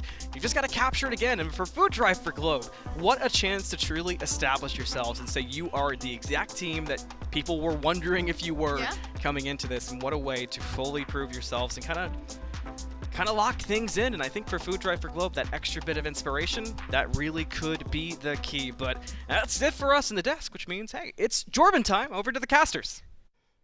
It's Jorban time with Inbound, and we are getting going. Food Drive for Globe, trying to go 2-0 to get to the top of the group, with only Team Risk remaining on the board in this group for them to play. But Smoke Break certainly made a close affair of it. In fact, they looked like they were going to take it until the final seconds. Inbound, but here we go. Round 2, they get the restart. Yeah, and 2 things to talk about first. One, Ra's a character we've not seen a ton of. It's played by solo laners mostly, and Benny Q in mid lane, and then Sept for EMEA. And I'm not a massive fan of Ra, but I think Benny Q or Sept playing it, I'm like, okay, fine. You're good enough. You hit enough ults. Your positioning is perfect. You can play it. I'm fine with the raw pick. It was lower priority too, so I like that. The other thing is Nemesis. We've not seen a ton of Nemesis this tournament, but the one time Valo did get it, dominated with it. It looked beautiful, and I like the build that he opts for. I don't like the full damage Nemesis. I kind of think of it like CERN. It's not a safe enough character to build full damage to really be a true threat, but he goes stuff like Phoenix Shield, he goes stuff like Berserkers, Shifters, and it makes the character hard to turn on when she's diving, and you combo that with the protection she steals in ult and the shield. It's tough to deal with. Of course, Elion, who got picked on early on the Bacchus, is on this Yemoja. Yemoja, who has been a centerpiece of the Smite 2 meta, either banned or first picked almost every single time. Elion will be on it this time. Ikram on that Jingwei as well. And we saw how deadly that could be, but we have the invade from Valo and company, as well as Karmic proxying the wave. So Food Drive trying to make their early plays here on the Chaos side. Wait, Ikram also doesn't have his relic. Ikram is left base without his relic. If he gets plucked and he doesn't have dash until level 2, he'll die. That is, hopefully he notices soon, because that is a big blunder if he gets punished for that. Hey, you know, when you walk out of the fountain, it says, hey, you didn't pick this up, but he apparently does not care. Here's Johnny actually getting a lot of damage off on Karmic. Karmic has blink. Johnny doesn't. We'll sit with him, though, and try to get it. Dagger to force him out of it completely, but Johnny will still get his blue buffs. Karmic's forced out. Really the only thing there. He's actually in some trouble now. With Chalk coming in, Benko might be able to take him out. Good damage. Max down and just barely surviving. And that's damage to bully out Karmic. Karmic now has to reset, come back out of base, doesn't even get his blue buff. And this is the same thing we saw last game, where duo side of the map, dominated by Food Drive, Valo's playing over there. They're trying to get as much farm over there onto their duo lane. And I like how they play around this Sobek and this CERN. The issue is, Karmic's now super far behind as this Hades, and this is not a character you want to fall behind on, especially compared to Chalk and what Chalk can do. I mean, we saw last game, Karmic on this Chalk went nuclear. It was a phenomenal game. Honestly, you could really say that last team fight was won by him. The issue is, Benko is now on this Chalk with an easier laning phase, getting an easier time to late game. Elion's level 1, does get that point into his 3, so he does live that pluck. Wise decision to not have a point in your 1, though. Yeah, absolutely. I mean, a little easier to sit in the middle there when you're not Bacchus and you have Riptide available to you to be able to bounce yourself out of there and also bounce the enemies away from you. Such a powerful ability to have in your kit there in the duo lane. Sept, meanwhile, getting a lot of attention from the jungle, but Johnny's here as well.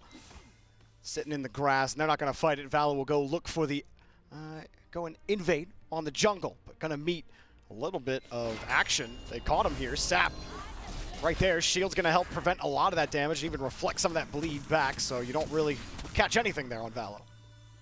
Since Smite 2 has kind of started, I think Johnny's evolved this playstyle. He used to be called this hyper carry jungler. He's going to play Loki, he's going to farm for the late game, and he's going to try to dominate that way.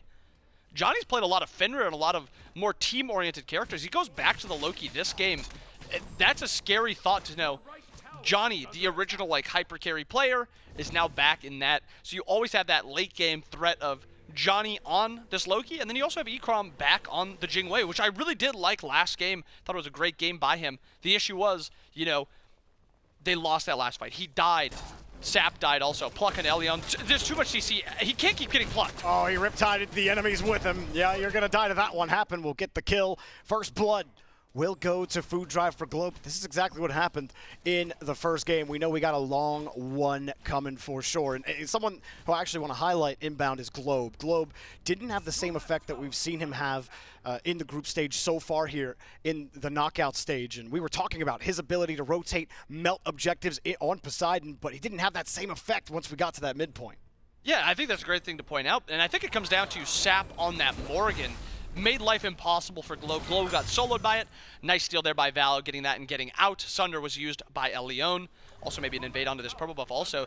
Again, exact same thing that happened in the first game. Yeah. Dueling dominated by Food Drive for Globe. I mean, you check the opposite side of the map. Johnny, Benko installing these blue buffs. You have a level 4 Hades. Benko's level 6. Massive, massive difference there. And this is always interesting. Now it's which side of the map can make the bigger impact, and faster too, honestly. The mid laners are both same levels-ish. I mean, Sept should hit level 6 off the next wave, so not too big of a difference there, but who's going to be able to make the first impact play? Is it going to be, you know, Benko and Johnny from the solo side, or is it going to be Happen and Tegvir? Honestly, the money's got to be on Happen on the Sobek. I've loved the Sobek in Happen's hands. Yeah, I mean, he looked really good on it. I think the main problem was that he just never really found a way to stay ahead of Elion, and then never really had that front line. So he's got to find ways to be effective and not fall off like after 11 minutes in. Yeah, and it's that mid-game that was this weird farming dilemma that he found where he was kind of making too many plays and not soaking farm where he should. I think if he just focuses on farming just a little bit more, not even at this point, just a little bit later into the game. I mean, Food Drive, they're doing the same thing. 5 minutes, look at them all grouped. They all went towards the mid lane. Not even spawned. Going straight to the Gold Fury, 3 seconds in. Just a little early this time. And everyone's still kind of split up here on Smoke Break. Surely we know exactly what Food Drive are doing at 5 minutes every single time. I think on the duo, slow. On the duo side, maybe stolen. Ekrom came in, Happen will get it. But I gotta say, Food Drive, when it comes to the duo side rotations, I think they've almost perfected the first 5 minutes of the game. Yeah, I mean, you have to say that Valo's knowing exactly where it needs to be, and they use that advantage not just to get buffs, but those Gold Furies, just like that. The advantage that you have makes the enemy not able to really walk into the jungle, and then you have Globe on this Poseidon. Not very many characters can outclear the Poseidon, and he didn't even need to rotate there. It was a little worrisome. Yeah. It was getting a little low. It's a little slow on the clear, but they do still end up getting it. And Valo got this spike of the Sunbeam Bow right now. Much better for fighting at this point than the Loki's Trans. We see this a lot with Loki. Scaling character, wants that Trans, makes him super strong late game. Actually, Karmic just dashed. Yeah, he's in trouble, but he has the ult, dash, blink. Everything. Use Does everything, use it all. Don't die is what Karmic was like. I am not dying again, no thank you. Elion, meanwhile, is gonna get pigged, and will you survive? Actually, yeah, nice on the River's Rebuke. Wait, and a lot of damage pulled off. This one's turning around on Food Drive for Globe. Airstrike from Ekrom. He'll pump a little bit more into Happen, who will pluck him right back, and the dash, of course, Jingwei cannot be locked down by the Gator. That's what wings do. It keeps you away Ekrom has from no the line. relic. He has no relic. Oh, Valo comes through! Tower dive once some more! Hungry for it, but the tower is going to do a lot of damage. 408. Barely surviving. Elion could just poke you. 1 poke, 2 pokes, and you're down.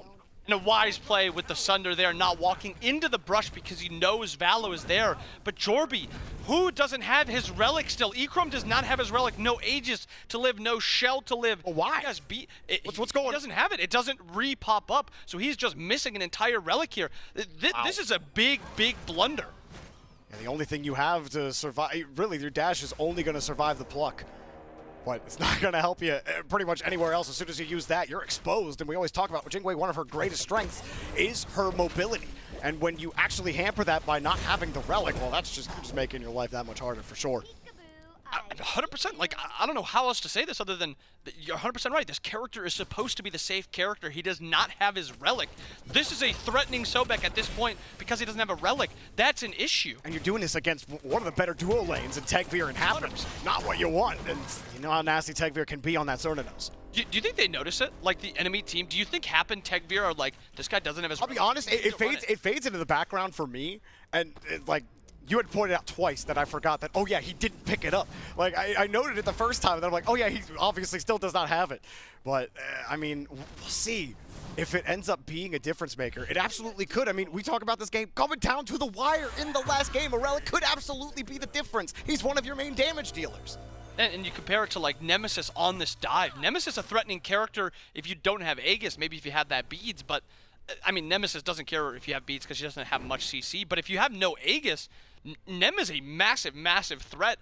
I mean, if I'm Valo and I'm noticing this, I'm sitting in the solo side of the map or duo side of the map, and I am diving Ekrom because as soon as that ultimate is down, he is just going to be diving. He backs again. He doesn't get his relic. I'm actually baffled that this is the first time this has happened this tournament that somebody's just forgot their relic and is not buying it. It's just.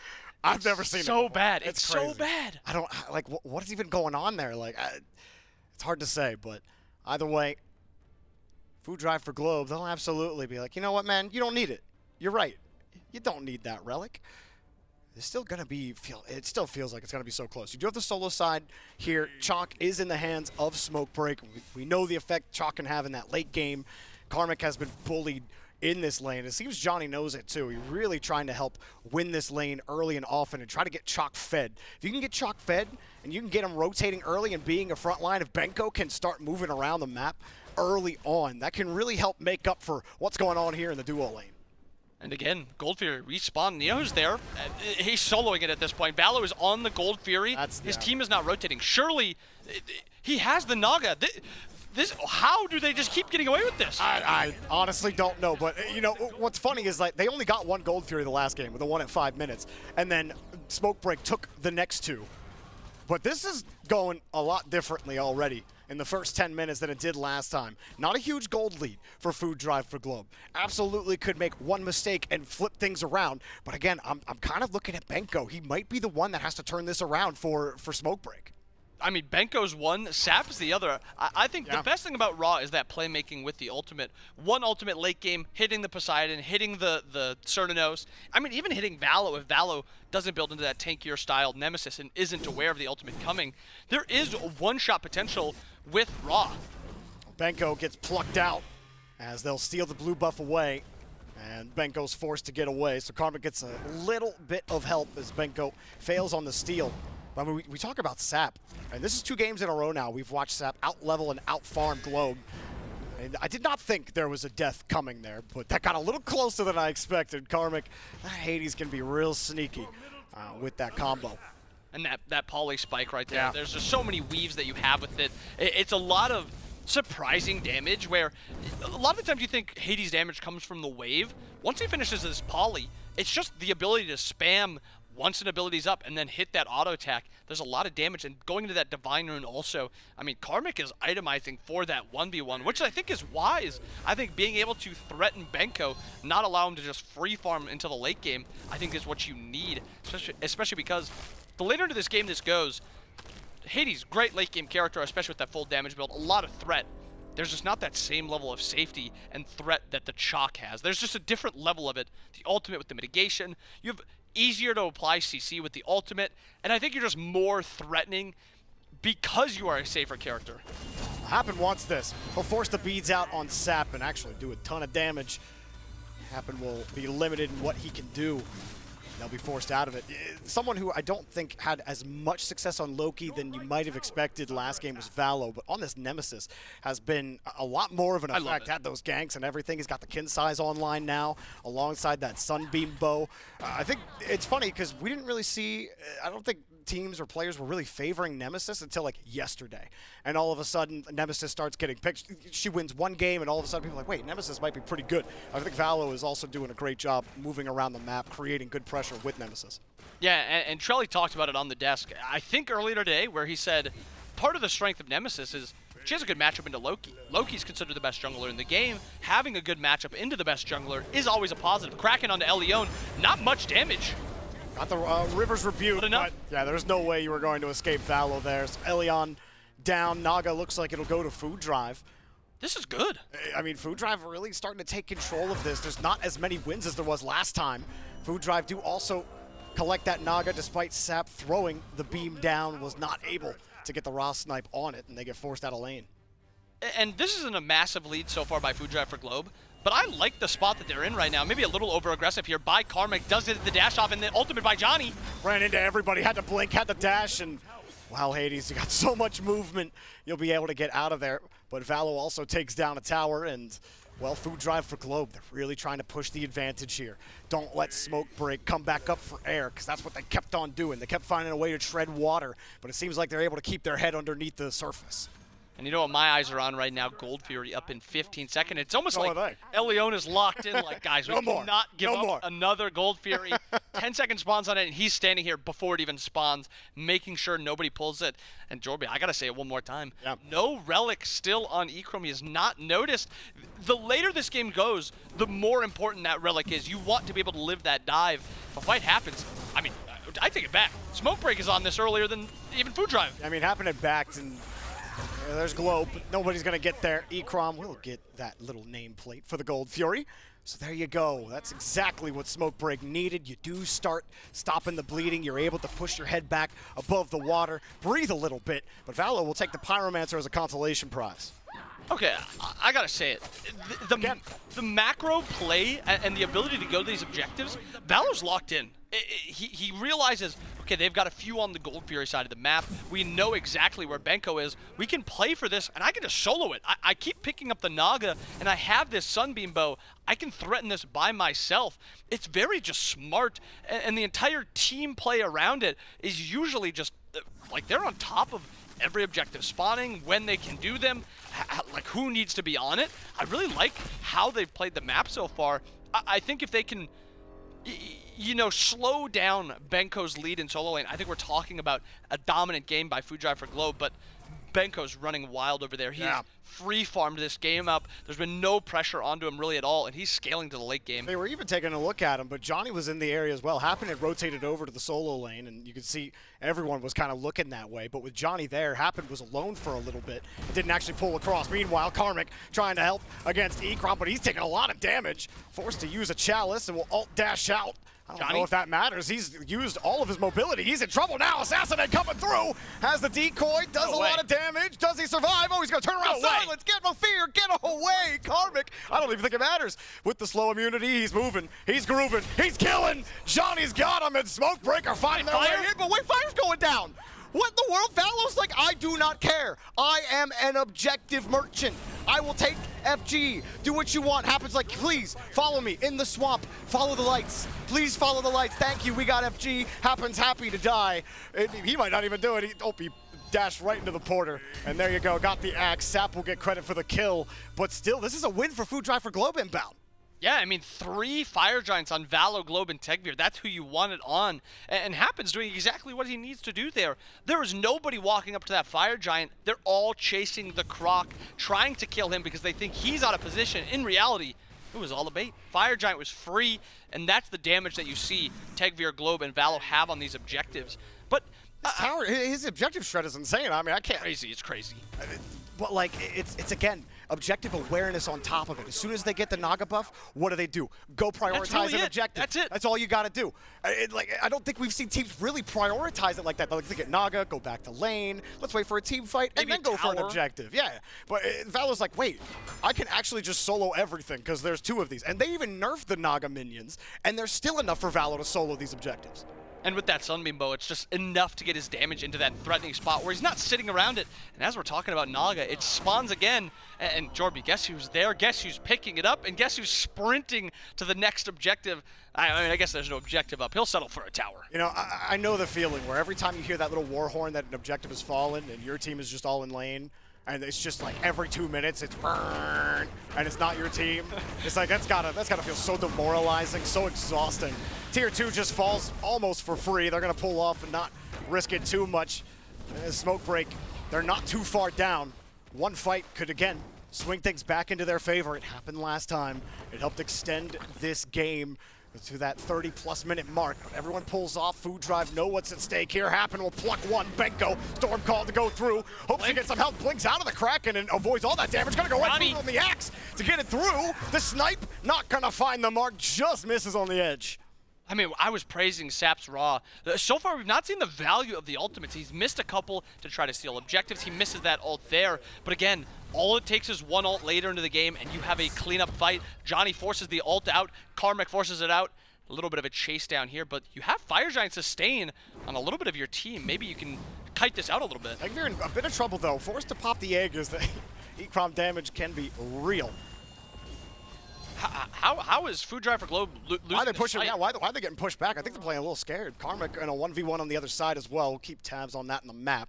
Johnny, though, against Karmic, maybe okay. And Smokebreak hoping to get a Gold Fury going and actually reduce this gold lead to manageable again. Valor's not giving it up. He wants it.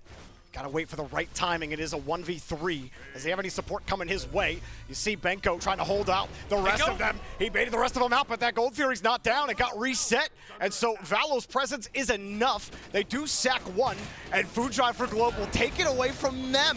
Tegvir and company are there, but what a play there from Valo to hold and stall. Unfortunately, you have to get that reset off for Globe. So no real actual push onto the Phoenixes, but I mean, you have 28 seconds. There's an opportunity to wipe out all the towers, get your reset off, and spend your gold. But I like what Karmic has done. We've only seen it a couple times, but we have that helmet of darkness on Karmic. Oh boy. It's a playmaking active. I love the use of it, but this is not playmaking. This is a lot of damage on a Karmic. Yeah, this is... But is he dead? He's getting out of there, assassinate, but he still has one more bag in the... Elion? One more trick in the bag. Elion dies off screen, and... Wait, Johnny's dead too! Johnny, what's going on? What's happening? Everyone getting caught left and right. On the other side, Valo is just chasing down a tier 2 tower. He's got a wave. Benko's here, though. Make it a little more difficult. He does not care. He'll pop the ult. Slice of dice. A little slip. A little slap. And he's losing a lot of health. Benko has to just stay under that tower. Valo will be happy for it. Meanwhile, that mid Phoenix is getting pushed down. And they're going to just straight up go for it. Food Drive do not want to let Smoke break in at all. They want to get this down. Happen will tank for as long as he needs to make sure the Phoenix falls, and it will, as everybody on Food Drive will pull off quickly, and Smoke Break do not seem to have an answer. And that's just win after win after win for Food Drive for Globe. Even Valo sticking around on the right side of the map drops another tier 1, but maybe he sticks around too far. Echrome is here. Has the blink. Oh, that's dangerous. Airstrike. Ekrom wants it. No dash. He knows if Valo goes down, they've got a chance. Shield is only going to do so much. A little weave, a little bob, a little dash, but is it enough? That Jingwei's got wings. Is too fast with the speed buff. One more pop on it. No way. The No NATO way. gets it away. There's no assistance coming. Shield. Shield one more time. We'll survive and get a little health, and there's no way he survived Ekrom.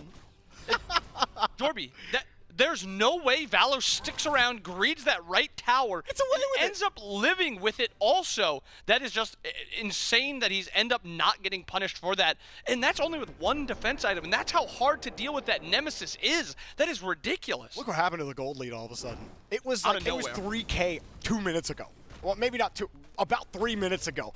And now Fire Giant has started again. Benko is here, though they know they got to get there. Johnny's coming in to support as well. But everybody knows they don't fight the Fire Giant, fight Benko. Benko's out of it. Elion also getting zoned out. Everybody split on Smoke Break. Well, you got to get back to work, fellas, and clock back in. Ekrom, Benko right here. Johnny. Everybody grouped up again. What's the play? Johnny could be the one to start it. Benko could be the initiator. Well, look at Food Drive. They're hoping to bait somebody in, and maybe they'll start the Fire Giant. Do they want to bait that? I don't know if they do. They're down quite a bit. They'll move off. And Smoke Break at this point, their builds aren't full enough to actually be a threat. Loki build, 3 items deep. I think your one chance to do something in this fight is allow Sept to get that next item so he can actually kill, because realistically, Ekrom does a little bit of damage, but you compare that to Tegvir. Tegvir's doing the same amount, but he's harder to kill because he has that shifters, and that's across the board. I mean, Globe is same value as Sept, but Valo is level 19, very, very threatening. You look at Karmic at this point, once that Helm of Darkness is up, that's a lot of damage coming out of that. Hades, he can one-shot, and again, I have to point it out, a silence onto Ekrom, he can't beads it because he doesn't have his relic, and he can't Aegis any of the follow-up damage. Karmic doing a little bit of damage here, but the dance of the Sugar Plum Giant will continue. As they're just playing for it, they're hoping for the pick.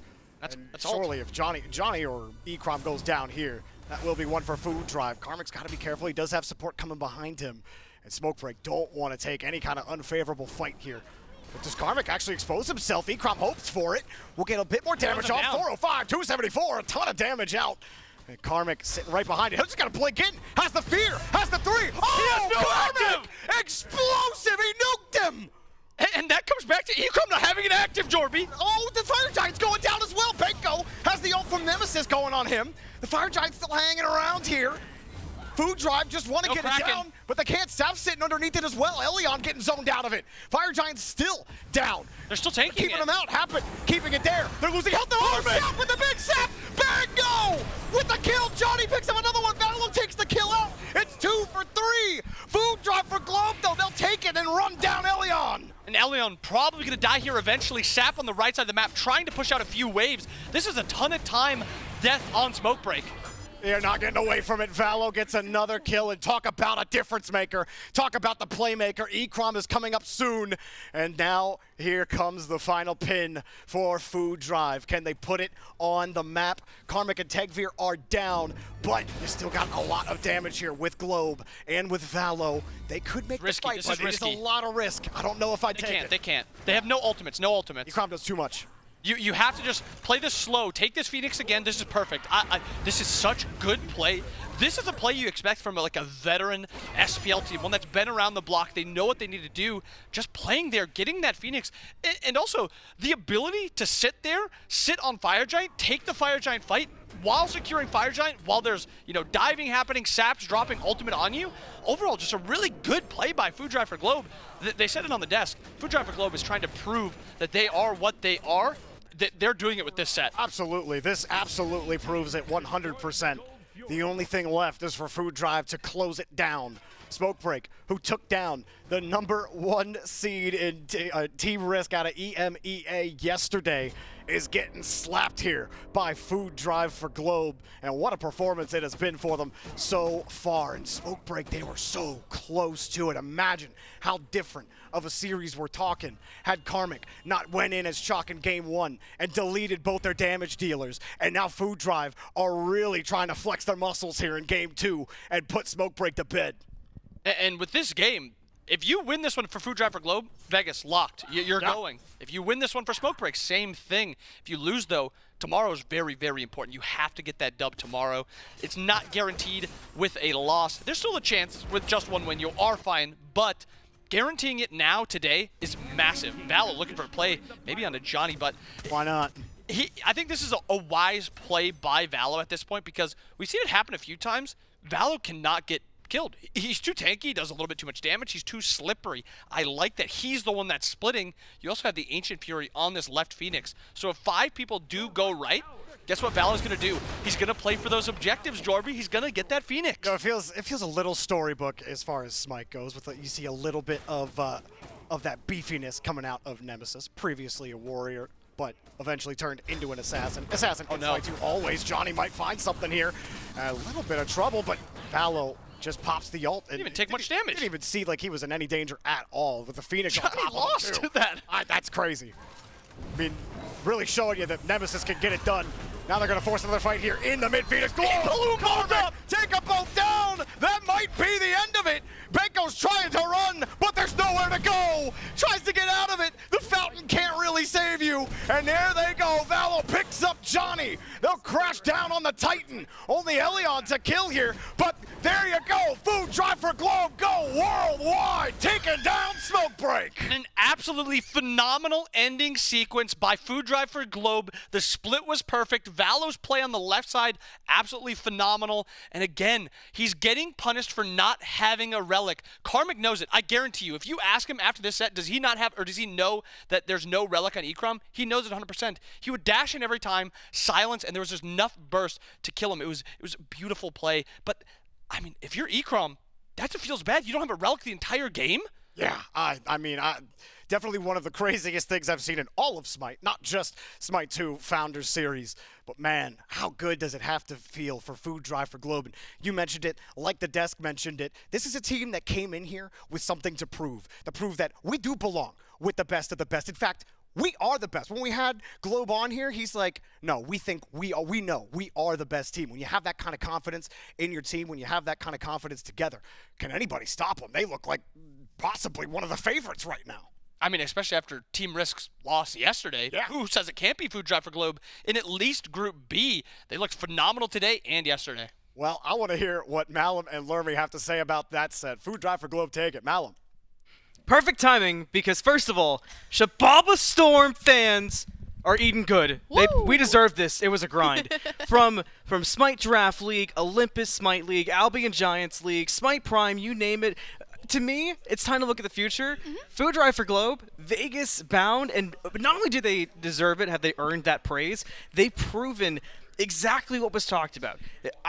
But I'm going to pat myself on the back and let me just this one time. Okay. I've been saying it since open tournaments in August.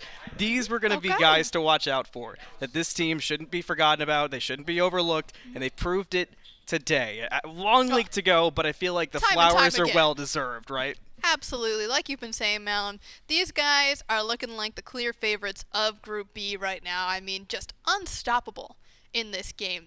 clean across the board, it really felt like. Every single player on Food Drive for Globe really had their moment this game, it felt like. We saw lots of different pop-offs across the board, and really, I do think some special shout-outs have to go to Valve on the Nemesis here. Just for sure. Incredible performance. Knew exactly when to be in and out of engagements. Oh, and that Karmic 1v1 too. Oh my god, yeah, incredible. Just insane plays all around. I really fully didn't expect that out of the Hades solo, but that's on me, bro. That's on me. Next as soon as we saw him walking up to the Hades, we're like, does he get this? And before we could even react, they were gone. Dude, I'm definitely learned now on what this Hades can do, especially out of Karmic, who's just had an absolutely killer set. Yep. Incredible across the board. Incredible indeed, and the stats back everything up. So this week has proved to be shocking indeed, and what's interesting to me is Food Drive establishing themselves as this team you have to respect, you have to pay the correct attention to, and understand that they mean business now. In a way, it still speaks well of Smokebreak because they did bring them a really strong fight. And when you consider how Smokebreak played against Team Risk and now how Food Drive played against Smokebreak, it brings them both up in my eyes as like, are we looking at Vegas far in? There's so much to break down of this, but one thing I really want to hear is what Food Drive for Globe have to say themselves. So let's send it back over to Jorby and hear a little bit about that. Yeah, I want to hear about it as well. I'm here with Karmic with Food Drive for Globe. Now, the first thing I got to ask you, Karmic, is what was it like dropping the Bunker Buster on Ekrom late in that game? Because it looked like he had the better of you there, and then you just turned it around on him. Fear no evil. Yeah, no, that was pretty hype. That guy just didn't have a relic. I think he's just lost. I don't know. Like, that guy has no idea what's going on. Didn't buy a relic the whole game. And yeah, I just Helm of Darkness on him, and then blew him up. Yeah, I mean, we were kind of flabbergasted by it as well. Smokebreak were a team that just took down the #1 EMEA seed in Team Risk. They're the last team that you guys have to face. You're sitting at the top of the group. You're 4-0. Do you feel like Team Risk pose any threat to you guys at all? More than Smokebreak did, but I'm pretty confident against them. You know, down to prove some legacy names wrong and stuff. So like, talk to me about your guys' like. The first 5 minutes of the game on the duo side, it seems like you guys have things down to a science. I mean, even on the solo side as well, when it comes to the farm, is this something that you guys talk about, or is this just something that comes naturally to you? Yeah, we're very heavy with the prep and scrims and taking stuff very seriously. So, like, we have a bunch of stuff planned out. I mean, it definitely could tell. It's all to a T. Nothing's random. Yeah, love that. You put the preparation in. Preparation meets opportunity, and there you go. You guys got the victory. So you may end up undefeated. I'm excited to watch that Team Risk game tomorrow. Are you scared of anybody, or who do you think is the biggest threat on Team Risk for you? Nah, not scared of anybody, but it's got to be Genetics is their best player, I think. So. All right, well, Karmic, hey, man, thanks for coming on the post-game interview, man. Thanks, bro. Great game. Can't wait to watch you guys tomorrow as well. It's Karmic with Food Drive for Globe. Malum. Man, preparation, opportunity, and there was one key that Karmic said. Want to proving legacy names what they mean. That was a game that proved a lot, I think, to a lot of viewers. Not to me, because, of course, I knew Food Drive for Globe had it, but it proved a lot of what Food Drive for Globe mean as a team. And I'm with them. The chance to really bring it to the legacy names, to keep taking that last step, that last challenge of saying, like, what else do you want from us? There's nothing else for us to prove. We're meant to be here, and we're ready to take the whole thing. Yeah, absolutely. I mean, there's just some things that you can't be making mistakes for. I think everybody, we've beaten the dead horse at this point with the relic thing, and you just can't be making those kind of mistakes at this level of play. And it's just an unfortunate mishap that really starts to add up towards that later stage of the game. But again, not to, talk down to any of what Food Drive for Globe has achieved thus far. Just saying, they gotta have Smokebreak, clean it up against Team Risk. That was a bit of a mishap as well. Can't be taking another loss here. This is really getting down to the wire of who's making Vegas and who's not. Yeah, who's doing what. Lermy, what a day. It's been a long one, but what a day that we've actually had for sure. It's so funny because we have to still look at what we've got going on tomorrow too. There's still so much left to go, and tomorrow brings a lot of even more action-packed games. Taking a look at the schedule and standings that we've got up to this point for Group B. You see it at the top in yellow and white. You've got 2-0 for Food Drive at the top of the standings. Smoke Break and Team Risk both sitting at a win and a loss apiece. Los Leal bringing out the bottom of the standings currently, which means tomorrow is so important for those 3 teams not named Food Drive for Globe. But of course, it wasn't just Group B today. Earlier on in the day, we saw Group A. So let's get a good reminder of where Group A is at and what they've got going on, and take a look at that schedule for tomorrow as well, which Group A has had its own fair bit of surprises too, I would say, compared to Group B. It's a little bit less, you don't have the kind of dramatics, I guess you could say, of the Food Drive for Globe and the Smoke Break over Team Risk, but there's still been a lot to it. And of course, all these games starting at 11 a.m. Eastern. So, and also just one more thing about Group B too, as I'm looking at it, Lermy.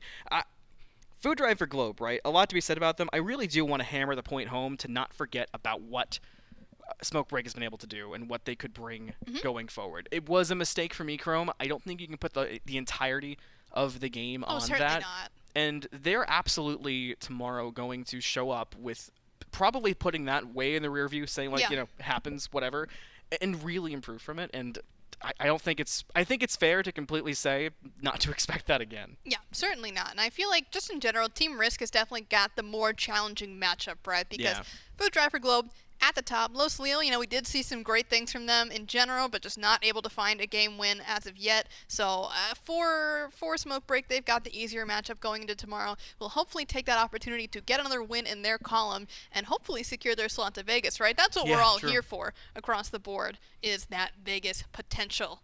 And we're getting closer and closer every single match that we play, Malum. It just is unbelievably exciting. It is insane to think that every step gets us that little bit closer to Vegas. We get to see the first, the fruits of our labor on Sunday and what those games can bring. But again, still a couple of days left to go. This is the standings and the schedule for Group A, a bit more kind of spread out. And Malvinas, Mockingbird towards the bottom, both 0-2. 5Ms and Borscht sitting strong at 2-0 apiece. And if you look over at the schedule, you'll see it works out pretty darn perfect. Borscht, 5Ms at 1 o'clock. Man, is that going to be an insane game. Every time I look at it, it blows my brain to see how good that can be. But also, Mockingbird and Malvinas, I think that's a kind of an underrated matchup on here, because Mockingbird has had some stumbles so far throughout the Founders Land, the knockouts here. And Malvinas, they're just looking for that opportunity.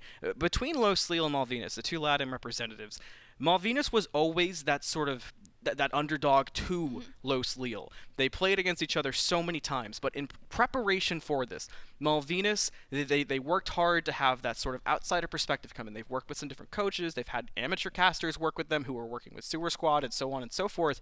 So they put in that work, and I think tomorrow we'll really see how much did it do, because that's your chance. You've had the work up to it in the place of the scrims. You've had the good moments. You've gotten the praise. Now you have to make it happen tomorrow. Tomorrow is the last day of the regular qualifier tournament, right? So this first matchup that we'll be seeing tomorrow at 11 a.m., that's going to be the knockout match for Group A. Whoever loses that one is done. Not going to Vegas any further in this tournament. That's it. That's it indeed, but that's also it for our day. It was a fantastic day of Smite 2, and there's more to come tomorrow. Remember, 11 a.m., be here, do not miss a game. The action's been non-stop, and it's only going to get better. But until then, you have a safe night, and we'll see you tomorrow.